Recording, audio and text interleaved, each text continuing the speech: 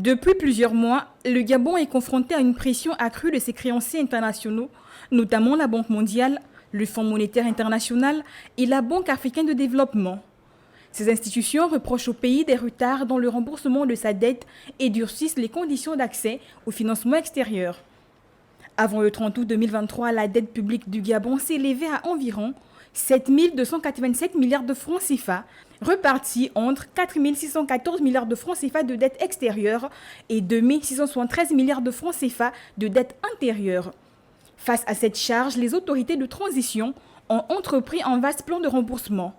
En 15 mois, 1 728 milliards de francs CFA ont été réglés, dont 801 milliards pour la dette extérieure et 926 milliards pour la dette intérieure.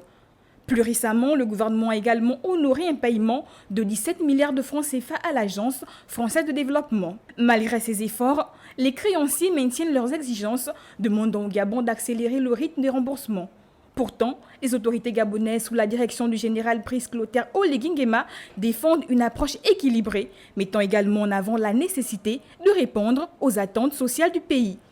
Cette politique a été saluée par l'agence de notation Fitch Ratings, qui reconnaît les efforts du Gabon et souligne la baisse du ratio dette-PIB, passé de 111% en 2023 à 67% en 2024. Cependant, les efforts du pays se heurtent à une intransigeance persistante de certains bailleurs de fonds. Alors que Pékin, créancier majeur de Gabon, adopte une attitude plus conciliante, les partenaires occidentaux durcissent leur position, n'hésitant pas à restreindre l'accès du pays au marché financier. Dans ce contexte, les autorités gabonaises plaident pour un remboursement de la dette à un rythme soutenable, conformément aux ressources du pays, afin de ne pas compromettre le développement et la stabilité sociale.